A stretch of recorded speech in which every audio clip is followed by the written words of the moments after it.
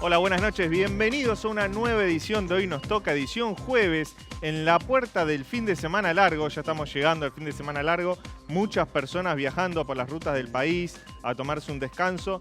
Nosotros acá junto a vos trabajando, dándote toda la información que sucedió en Argentina y en el mundo en las últimas horas.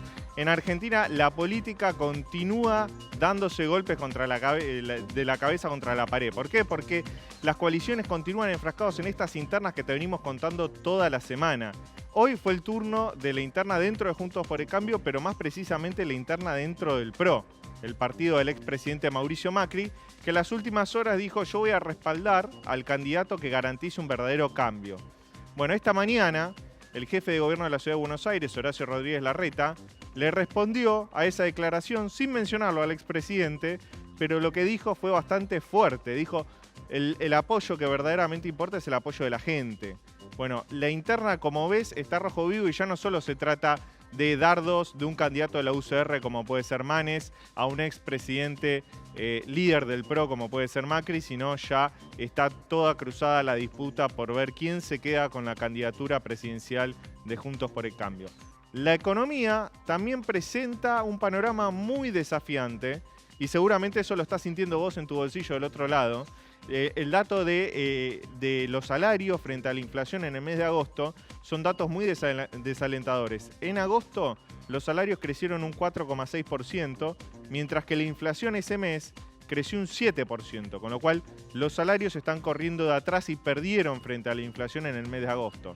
¿Qué va a pasar en el mes de septiembre, que es el que pasó el último mes? Bueno, la semana que viene el INDEC va a divulgar cuál es el dato de inflación. EcoGo, la consultora de Marina Alpoyeto, que estuvo con nosotros este lunes en el programa, estima que la inflación de septiembre sería del 6,8%. Pero te estiro el panorama hasta fin de año. Hoy el Banco Central difundió un estudio que se llama Relevamiento de Expectativas de Mercado, que lo que hace es sacar un promedio de todas las estimaciones de las consultoras privadas. ¿Qué dicen las consultoras privadas? Que de acá a diciembre la inflación mensual va a tener un piso del 6%. En ningún mes va a ser menor al 6%. Y eso te anualiza en 2022 una inflación anual de 101%, ya superando el 100% de inflación anual. Es muy difícil que los trabajadores, tanto formales como informales, puedan ganarle una inflación del 101% anual. Estamos viendo las paritarias, que muchos sindicatos luchan por intentar acercarse a esa cifra. Los bancarios cerraron una buena paritaria en 94%, pero si se concreta el 101%, perderían también frente a la inflación. Ese no es el único dato preocupante de la economía. Se están empezando a apagar los motores de la economía que nos condujeron a un rebote post-pandemia. ¿Cuál fue uno de los principales motores? La construcción. Bueno, hoy el INDEC divulgó que en agosto la construcción cayó más de un 2% comparado al índice de julio. Entonces se está empezando a enfriar la actividad económica, uno de los motores de la construcción está empezando a apagarse y eso significa que la economía está en un aterrizaje. Todavía no sabemos si va a ser un aterrizaje suave o violento. Esto significa que en los próximos meses y el próximo año vamos a tener un nivel de crecimiento económico mucho menor al que tuvimos este año. Para hablar de esto vamos a tener un economista, Walter Morales. Para hablar de la política y de las internas en la oposición vamos a estar entrevistando a Diego Marías, un dirigente de Juntos por el Cambio muy cercano a Horacio Rodríguez Larreta. Y sobre el final del programa te voy a dejar una perla, un anticipo. Mañana a las 6 de la mañana de Argentina, en Europa van a estar dando a conocer quién es el ganador del Premio Nobel de la Paz 2022. Un Premio Nobel de la Paz que se va a entregar en un momento en el que el mundo vive una guerra, la guerra de Ucrania. ¿Quiénes son los candidatos? ¿Algún involucrado en esa guerra puede llegar a ganarlo? Bueno, en el último bloque te vamos a contar quiénes son los que están mejor posicionados y te vamos a dejar un dato. ¿Hay algún argentino que esté en esa carrera? En un ratito te lo vamos a contar. Arrancamos de esta manera, hoy nos toca, quédate hasta la 22 en el canal de la ciudad.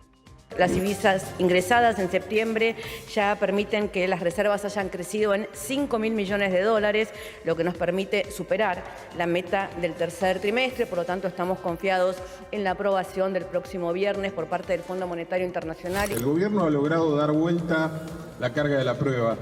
El gobierno plantea que los salarios no tienen que perder contra la inflación. En realidad, lo que tiene que hacer el gobierno es dejar de destrozar los salarios con la inflación que ellos mismos generan.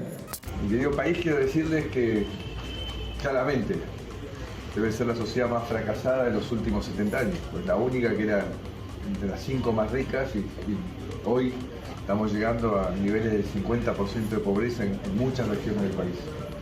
Y eso es mucho dolor, mucha tristeza. Respecto a los dichos de Mauricio, yo creo que el verdadero cambio es el hacer, es lo que estamos haciendo acá en la ciudad. Y en cuanto al apoyo también, el apoyo importante es el apoyo de la gente. Nosotros trabajamos, en nuestro caso acá en la ciudad, para el bienestar de los millones de argentinos, muchos que viven, otros que nos visitan, otros que estudian, otros que trabajan acá en la ciudad de Buenos Aires. Arrancamos de esta manera el primer bloque, en Hoy Nos Toca, nos metemos de lleno, nos zambullimos en lo que está pasando en la política. Recién escuchabas ahí en la presentación, en el clip de voces, a Horacio Rodríguez Larreta contestando un poco y metiéndose en las internas de Juntos por el Cambio, subrayando que el verdadero apoyo, el apoyo que importa, es el apoyo de la gente. Para hablar de eso, tenemos el siguiente invitado.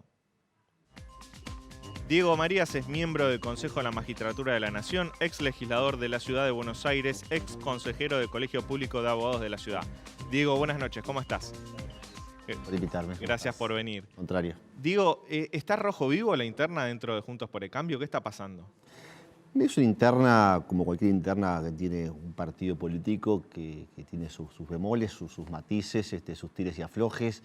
Estamos en un país muy convulsionado por la política, con una situación social que es de extrema gravedad y donde la verdad que el espacio al cual yo adhiero, que es Juntos por el Cambio, ya atravesado desde que esta coalición existe, creo que 4 elecciones, 8 años de vida, se ha mantenido unido, junto, consolidado, estando hoy en la oposición.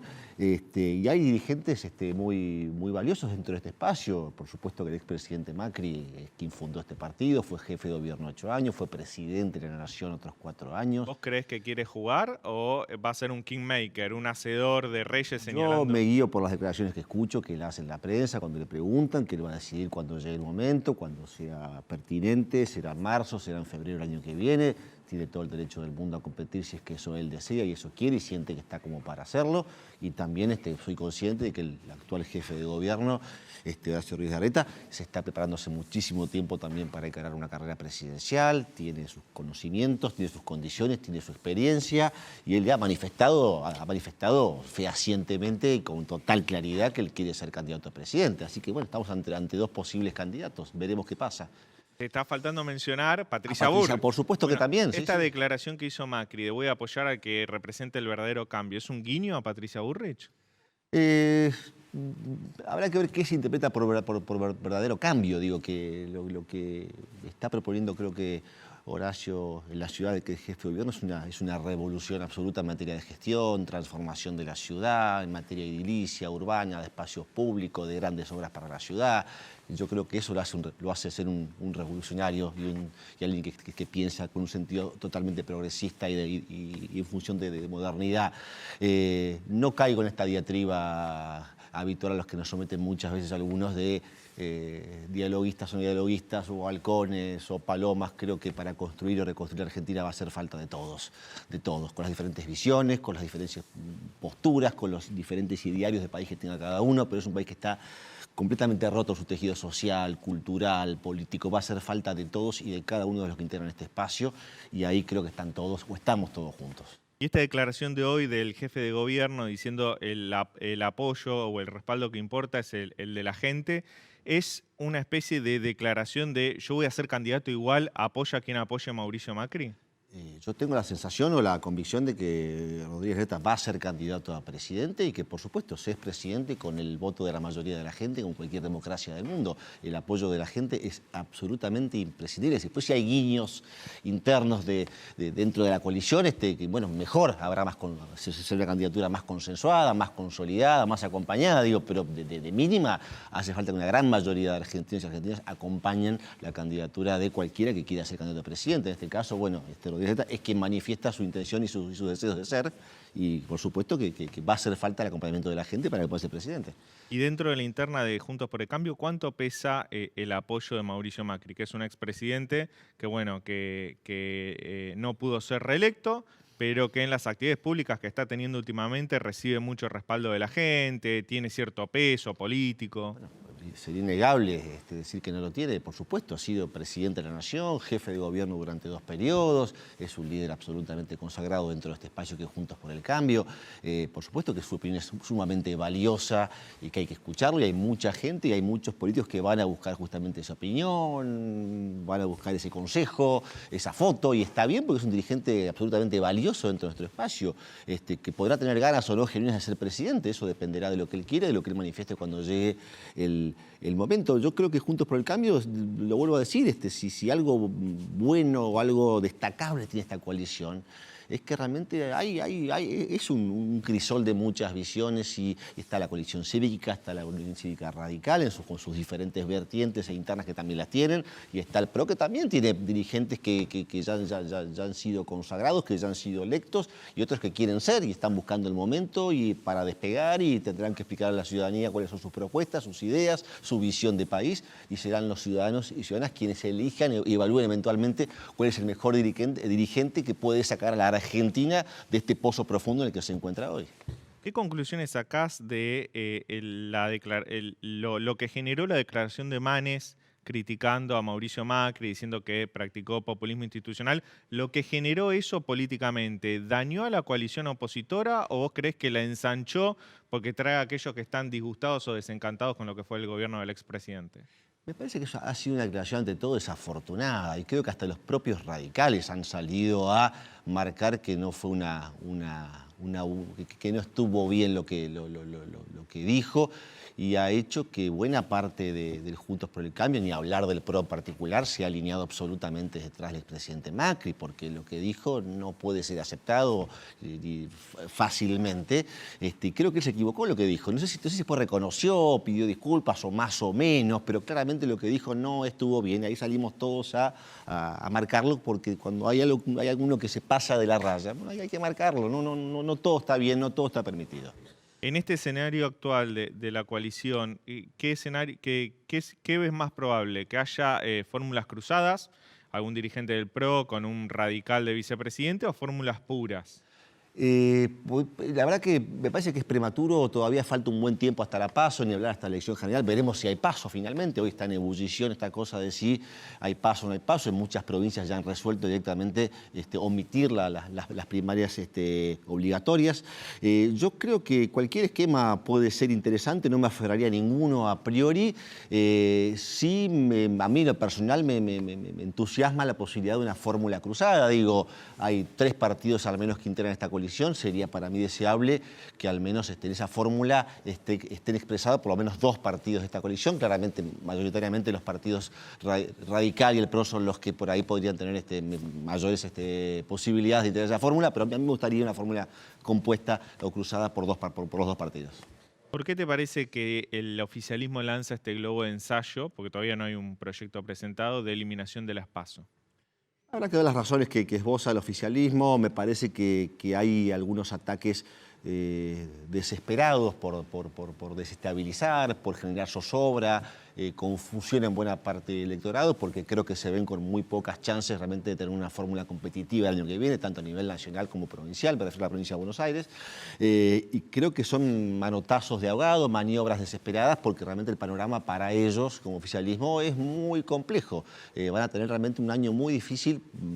Va a ser muy complicado poder revertir este presente. Queda un año y algo de gobierno, y no hay medida económica que alcance para de alguna manera contentar a buena parte de la gente, mejorar la situación económica de la gente, el poder adquisitivo, la caída estrepitosa de los salarios, la inflación que no para de crecer. Digo, son manotazos de dado que apuntan a confundir un poco los escenarios, pero que no tienen ningún tipo de efectividad conducente al final del día. ¿Crees que la coyuntura económica va a ser la clave en las elecciones del año que viene? Definitivamente. Y además agrego que no creo que estén legislativamente tampoco tiene la mayoría asegurada para poder eliminar las PASO. Hace falta de eso, tener en el Congreso una mayoría que sea capaz de mayoría grabada, porque aparte nos metemos con el sistema electoral, digo. Así que además no creo que estén dadas las condiciones como para poder modificar la actual legislación electoral. Y sí, definitivamente la coyuntura económica es y va a ser determinante en cualquier escenario electoral. Justamente en el gobierno de Mauricio Macri, por lo menos 2018-2019, hubo bastantes dificultades económicas porque hubo corrida cambiaria, bueno, 2019 alta inflación también. ¿Cómo crees que tiene que hacer la oposición para garantizarle al electorado, prometerle al electorado que va a resolver los problemas económicos actuales, teniendo en cuenta que 2018-2019 no lo pudo hacer? Lo que tiene que hacer la oposición, y en eso yo lo escucho todo el tiempo a Horacio Rodríguez Larreta, es presentarle un plan a la sociedad argentina. Este es un gobierno que ha venido medio como por un desfiladero, con los ojos un poco vendados, tapando parches, con medidas todo el tiempo espasmódicas, digamos. Y creo que lo que necesita la Argentina hoy desesperadamente es un verdadero plan económico que le explique a la gente de manera didáctica, sencilla y clara cómo se sale de esto, qué va a tener que poner cada argentino, qué va a poner el empresariado, qué van a poner los sindicatos, y explicar un plan que ordene la macroeconomía que está completamente desordenada en la Argentina y cómo de a poquito se pueden ir corrigiendo todos los desajustes que tiene la economía actual. Y eso es un plan que debe ser presentado, me parece, abiertamente a la sociedad, explicar a la sociedad si eligen este candidato con qué se van a encontrar, qué pueden esperar este candidato. Nos esperan tiempos difíciles en cualquiera de los casos y también hay que decirlo, me parece que hay que hablar con madurez y con seriedad y explicar a la gente que lo que viene no va a ser fácil, años difíciles no se esperan, pero en cualquier caso si somos ordenados, consistentes y nos ajustamos a ese plan, a mediano y largo plazo quizá Argentina empiece a encontrar un camino de luz. Para instrumentar ese plan, ¿necesitas una mayoría o una coalición del 70% como propone Larreta? Definitivamente sí, y yo creo que sí se repitiesen los resultados electorales de las últimas elecciones, de las PASO anteriores, con repetir, digamos, esos números o esos resultados, creo que tendríamos la posibilidad inédita, primero, de tener un Senado propio o de un Senado que se ajuste a la oposición, un oficialismo futuro, cosa que no pasa desde el 83 con el advenimiento de la democracia. Sería inédito tener un Senado que no sea dominado por el peronismo. Y creo que el oficialismo actual podría tener algo menos de 100 diputados en la Cámara Baja, con lo cual, con la posibilidad de tener una mayoría en el Senado y poder controlar, digamos, una mayoría en la Cámara de Diputados y un presidente con un plan y con decisión política, me parece que tenemos una oportunidad histórica o inédita de lograr las transformaciones estructurales que este país necesita una vez por todas. Sos consejero en el Consejo de la Magistratura.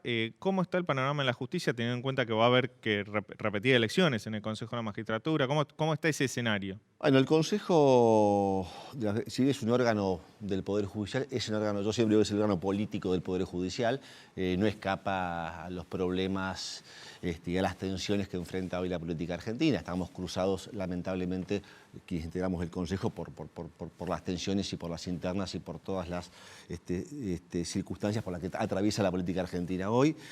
Como bien decías, el Consejo va a elegir nuevos consejeros el próximo 18 de octubre. Todos los estamentos se renuevan, abogados, académicos, diputados, senadores y jueces. Permanece el presidente de la Corte, que seguirá siendo presidente del Consejo, y el representante del Poder Ejecutivo, que seguirá cuando se vaya el actual presidente, ¿no? El resto todo se renueva casi por completo. Estamos ante un órgano que que hoy se encuentra, bueno, un poco a la expectativa de que la Argentina encuentre los acuerdos, los consensos para poder destrabar eventualmente negociaciones, ternas que puedan ser votadas, jueces que sean promovidos. Hoy el Poder Judicial de la Nación tiene casi el 35% de sus juzgados o tribunales vacantes. Ese es el reclamo de Rosati, justamente. Es un reclamo muy válido y muy genuino, pero bueno, eso tiene una explicación. La explicación es que para que se puedan elevar ternas al Poder Ejecutivo se requieren de los 2/3 de la composición de los presentes de los miembros del Consejo. Hoy con el Consejo de 20 se necesitan 14 votos afirmativos.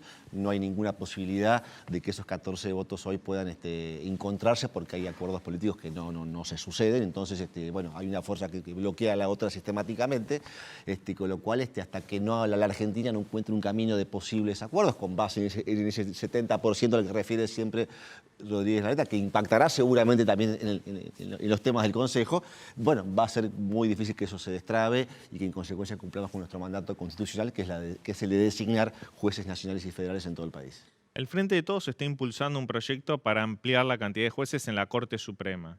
Una Corte Suprema que no sé si la palabra está enfrentada con el Ejecutivo, pero por lo menos la relación no es buena con el Ejecutivo. ¿Cuál es tu opinión sobre ese proyecto? Primero, ¿es el mismo Poder Ejecutivo o es el mismo gobierno que propuso oportunamente la Corte de 5 y que además nombró los que estaban en esa Corte de 5 hasta que llegaron los que nombró Macri, el presidente Macri, en el 2016.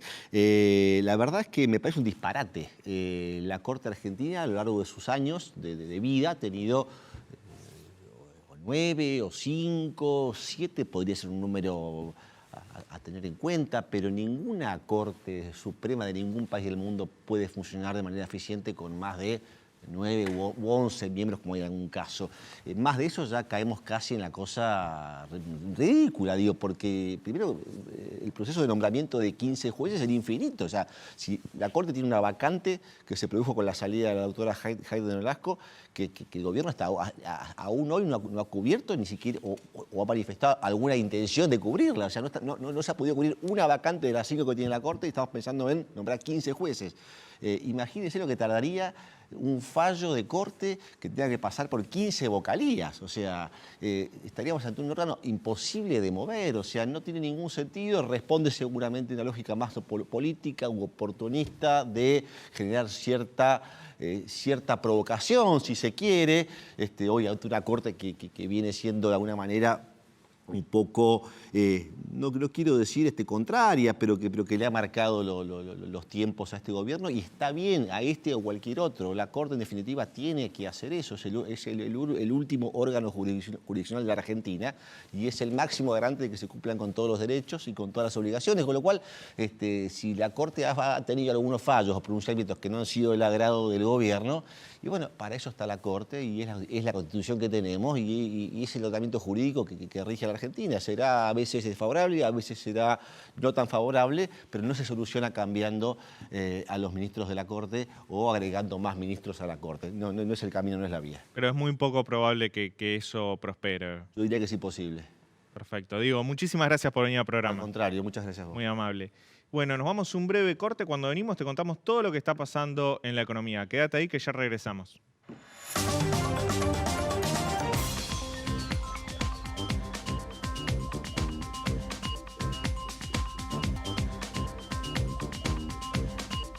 Segundo bloque, hoy nos toca y nos metemos en las novedades de la economía. Mientras los salarios suben por la escalera, los precios, la inflación sube por el ascensor y esos pesos que tenés en el bolsillo se derriten rápidamente.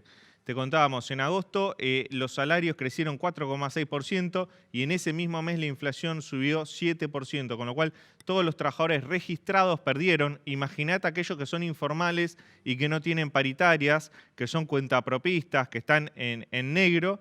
¿Cuánto más habrán perdido que los formales que tuvieron un aumento del 4,6%? Bueno, para hablar de eso estamos comunicados con un economista, Walter Morales. Walter Morales, además de ser economista, es CEO de Wise Capital. Walter, buenas noches, ¿cómo estás? Gracias por atendernos.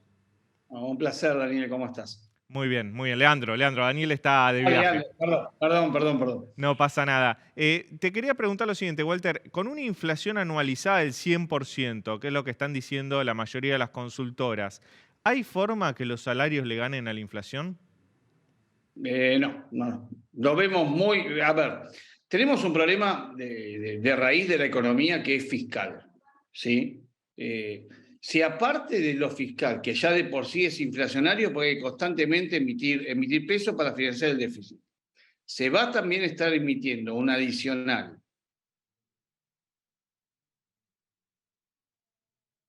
Bueno, se nos cortó la comunicación, enseguida vamos a intentar restablecerla. Justamente estábamos hablando de esto, de que los salarios están corriendo de atrás la carrera frente a la inflación.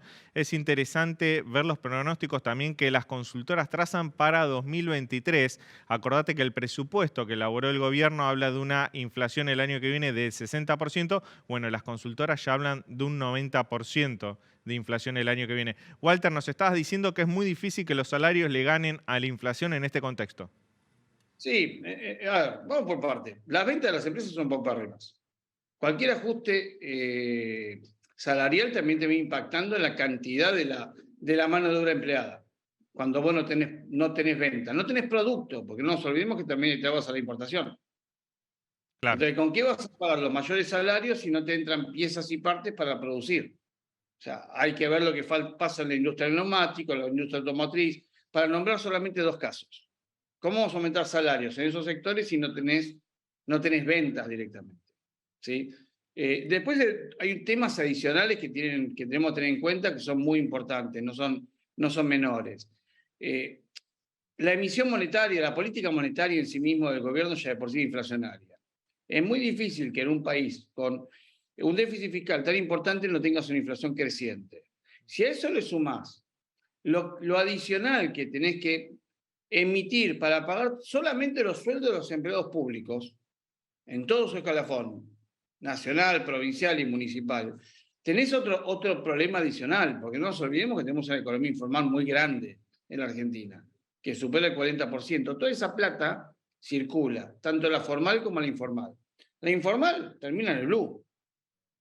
Hay sectores que se manejan todavía por el blue, no son una gran mayoría, pero hay sectores que se manejan. Ese aumento del dólar termina siendo también generando más inflación. Entonces empieza una carrera de precios terrible, que es muy difícil que el salario se ponga delante de esa carrera. Siempre corre de atrás. Siempre atrás.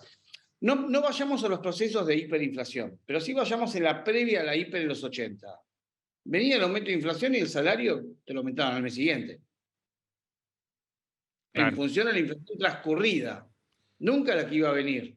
Y en ese contexto, la vicepresidenta la semana pasada le marcó la cancha al ministro de Economía señalando que había aumentado la indigencia y que había que hacer algo con el sector de la alimentación. En este momento, la Secretaría de Comercio Interior de Tombolini negocia con las empresas de productos de consumo masivo y de alimentos un nuevo programa de precios cuidados. ¿Cuánto ese programa puede ayudar a bajar la inflación o a que no siga subiendo? En nada. En nada. Si vos, cualquiera que va a ver los programas de precios cuidados, vos en un supermercado, son marcas, en algunos casos, irreconocibles, que tienen poco stock. Se acaban rápido, se vacían las góndolas rápido. Vamos a un supermercado, los ponen hoy, vas a la tarde, ya no hay. Sí, es muy difícil conseguirlas. Ese es el problema. No son primeras marcas que te aseguran un stock abundante los que tienen precios cuidados.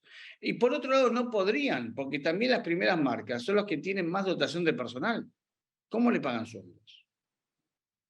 Claro. Estamos en un problema, por ejemplo, de vuelta. Vuelvo un paso para atrás porque al fin y al cabo volvemos a un punto. Tenés problemas a las importaciones. ¿Sí? Las etiquetas de calidad se imprimen con tintas extranjeras, porque no tenemos tinta de calidad. Tenemos tinta de calidad, no en la abundancia. ¿Ok? Toda la vida fueron tintas extranjeras. Entonces, si no tenés esa tinta, el packaging no termina complementado. O sea, tenés varios problemas que tienen que ver con la insuficiencia de reservas. La insuficiencia de reservas, por más que el gobierno no lo quiera, en alguna medida también te termina pegando la inflación, porque el gobierno tiene que hacer una emisión monetaria para pagar el gasto público. Después tiene que hacer una mega emisión de deuda a tasas cada vez más altas para retirar los pesos. Esos pesos que vos retiraste a tasas cada vez más altas te genera un déficit cuasi fiscal, que después el Banco Central tiene que salir a emitir pesos para pagarle a los acreedores. Y con el dólar soja que instrumentó el gobierno en septiembre, el gobierno se encargó de remarcar que aumentaron considerablemente las reservas del Banco Central, pero al mismo tiempo ese Banco Central pagó caro un dólar que luego vendía barato. ¿Cuánto mejoró la macroeconomía o la situación actual esa medida y cuánto la empeoró teniendo en cuenta esto del déficit fiscal, la emisión monetaria que vos nos estás contando? A ver, ponerlo en esos términos es más difícil, de cuánto mejoró, cuánto empeoró. Si tengo que ser justo, fue una buena medida en el momento correcto, porque teníamos muy pocas reservas, volvimos a estar arriba de los 5.000 millones netos, pero no deja de ser inocua en sí misma, porque al fin y al cabo, al día siguiente del dólar soja, ya no hay dólares que nadie liquide. Ayer el Banco Central, hoy no sé, pero seguramente habrá ocurrido lo mismo, volvió a vender dólares. Entonces, fue efectiva mientras duró. Bueno, ahí tenemos una pista igual. Es una cuestión de precio. Ahí te están diciendo que a $200 el campo liquida, o sin retenciones, porque al fin y al cabo la soja le quitas la retención y en vez de llevarlo a 200 te da un dólar de 140, el mismo que tiene todo el resto de los exportadores. O sea, es una cuestión de precio, en definitiva. A este precio no te liquido, prefiero guardar la mercadería. Vamos hacia ese camino, pero no es por una cuestión caprichosa del campo. Es sencillo. Vos agarrás todos los pasivos que tiene el Banco Central, lo dividís por las reservas, ¿sí? Y te termina dando un dólar de 280 pesos. Entonces, si es una situación insostenible, ¿para qué voy a regalar mi cosecha a 140? A 200 venden. Es un tema de precio. En ese escenario que vos estabas marcando, lo que nos estás diciendo es que es necesario o una devaluación o eliminar las retenciones o bajarlas para que haya más liquidaciones. Sí, yo me imagino, o eliminás las retenciones para la soja o dejás un dólar soja de por vida. Total, tenemos tantos dólares en Argentina que ¿qué le hace una mancha más al tigre? ¿Sí? O sea, tener 9 o tener 10 o tener 11, el problema es que tenés más de uno.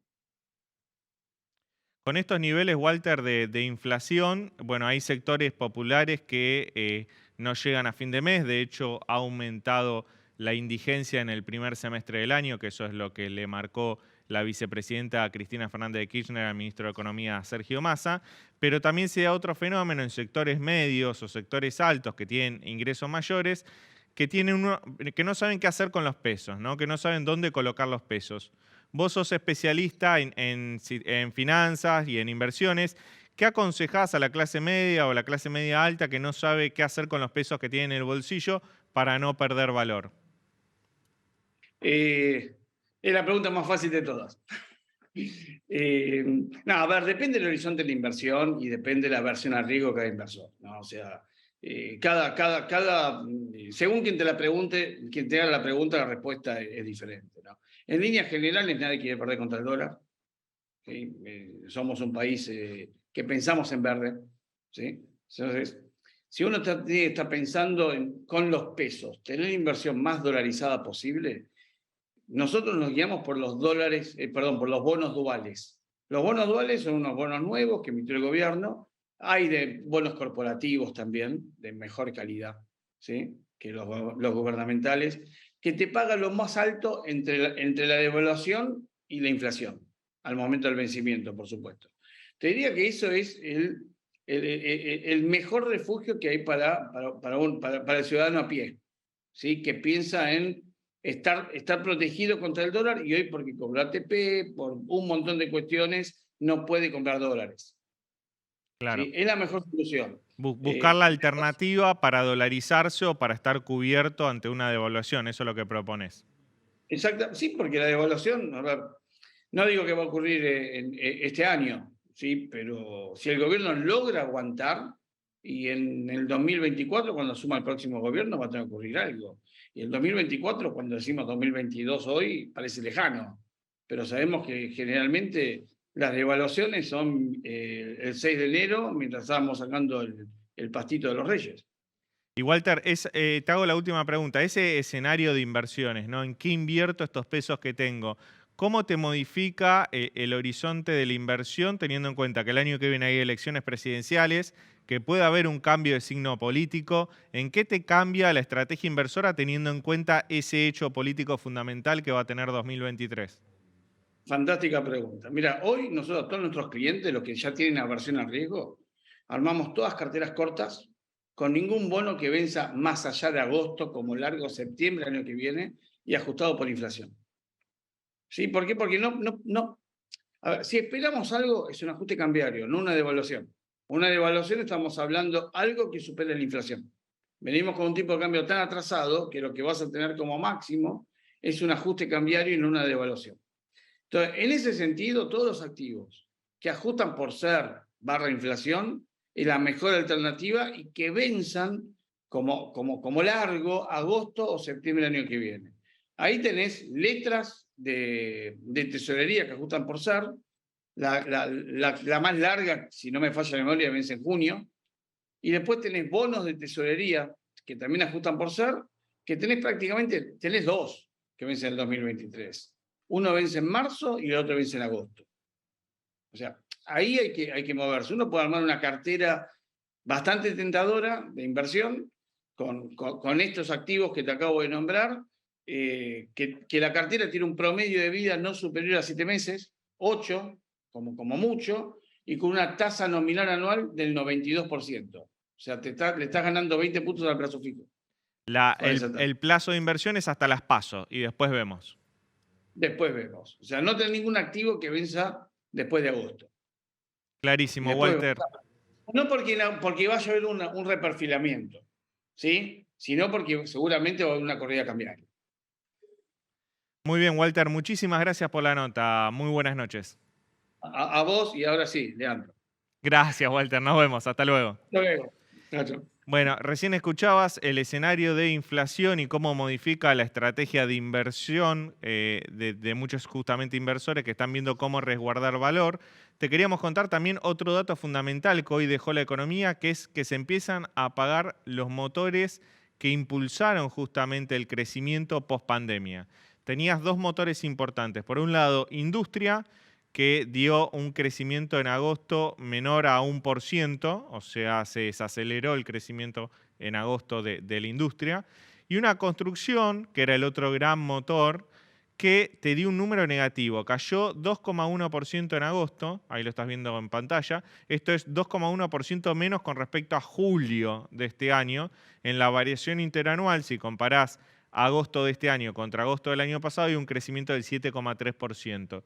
Pero el dato importante a mirar es el dato de agosto versus julio de este año, porque ahí te muestra que hay un enfriamiento de la actividad y esto es algo que saben en el gobierno. En el gobierno saben que los últimos meses del año y el año que viene van a tener un crecimiento mucho más magro, un escenario más de estancamiento comparado al año pasado y al primer semestre de este año. Es un dato a tener en cuenta justamente porque el crecimiento de la economía estaba impulsando no solo la creación de nuevos empleos, sino que estaba sosteniendo la demanda de bienes y servicios. Bueno, este es un dato que está preocupando al gobierno. Hay que seguir de cerca la estadística que va a arrojar septiembre, octubre, noviembre y diciembre para tener un panorama más concreto del grado de magnitud de este enfriamiento de la economía. Nos vamos a un breve corte. Cuando volvemos te voy a contar novedades sobre el Premio Nobel de la Paz. Se entrega mañana a las 6 de la mañana. ¿Quiénes son los candidatos? Quédate que ya te vas a enterar.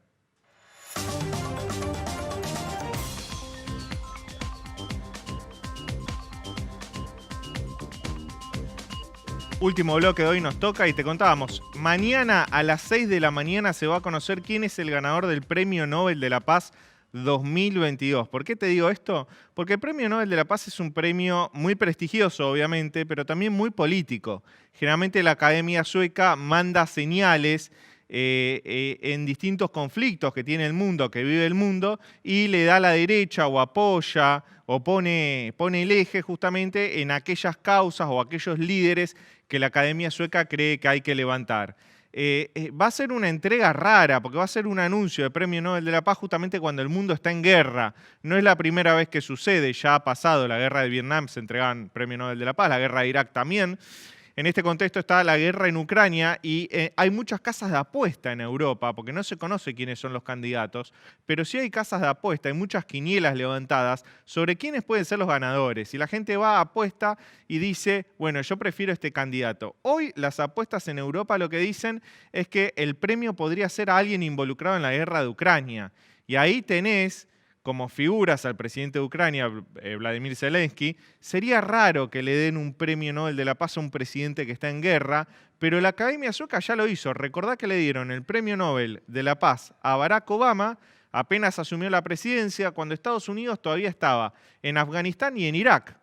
Y el discurso de Obama fue justamente, soy un presidente en guerra, como marcando ese contraste entre me están dando un premio Nobel de la Paz, pero yo estoy haciendo la guerra. Bueno, podría haber un premio para Zelensky o para alguien vinculado a la guerra en Ucrania. Se está hablando de organizaciones humanitarias que protegen a refugiados ucranianos, que los albergan en distintos hogares y países en Europa. Se está hablando de distintas organizaciones humanitarias vinculadas a la asistencia a esa población.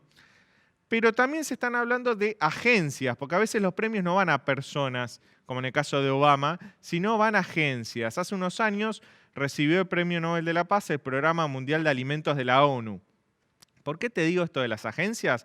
Porque hay una organización de la ONU muy importante que es dirigida por un argentino, que es dirigida por un diplomático argentino. Te estoy hablando de este señor que ves en pantalla, Rafael Grossi.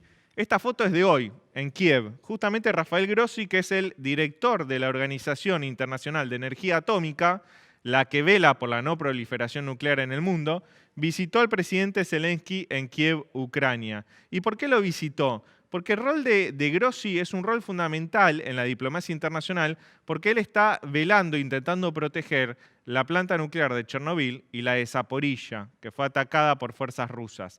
Si en el medio de la guerra uno de los dos bandos comete un error y destroza una de estas centrales nucleares, el desastre medioambiental se expandiría por toda Europa. Entonces el rol de este hombre es cuidar estas dos plantas nucleares. Rafael Grossi, diplomático argentino, es un hombre que nació y creció en La Plata, hincha justamente de Estudiantes de La Plata, formado por el Estado Nacional. Él hizo el curso en el ISE, en el Instituto de Servicio Exterior de la Nación. Es el curso que hacen todos los diplomáticos argentinos cuando quieren ingresar a Cancillería. Hoy te diría que es el argentino con un puesto global en la política internacional más importante que hay en el mundo.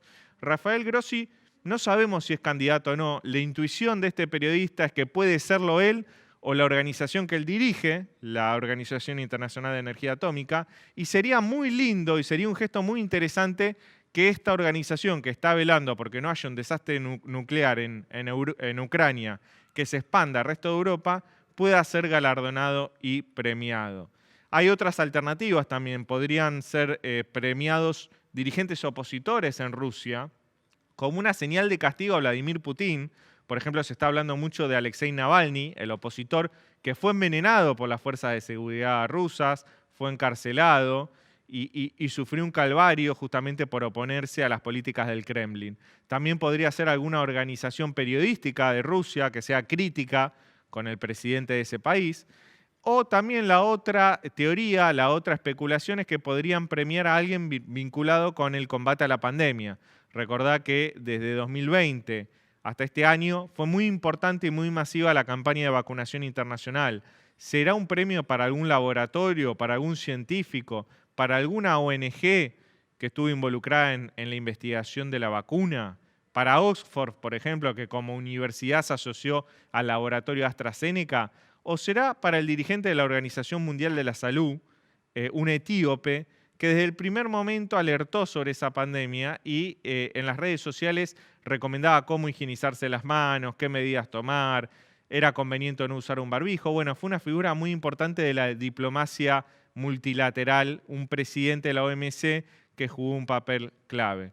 Bueno, te quería mostrar esta información porque mañana a las 6 de la mañana la Academia Sueca va a difundir quién es el ganador del Premio Nobel de la Paz. Es una especie, yo siempre lo llamo el Oscar de la política internacional, porque es un premio que tiene cierto glamour, que genera mucha especulación en la prensa y que siempre el premiado levanta su nivel, su estatus, su importancia internacional. Recordá que en Argentina ganaron el Nobel de la Paz el ex canciller Saavedra Lamas y Adolfo Pérez Esquivel por su denuncia de los crímenes y las desapariciones cometidas por la última dictadura militar. Grossi, el diplomático argentino Rafael Grossi, ¿podrá engrosar esa lista? Lo veremos mañana a las 6 de la mañana. Pero no queríamos dejar pasar la oportunidad en este programa de adelantarte quiénes son los candidatos. Esto fue todo por hoy. Mañana a las 21 horas, te espero acá en Hoy Nos Toca. El periodismo no se toma vacaciones, así que vamos a estar dándote mucha más información por el canal de la ciudad. Hasta mañana.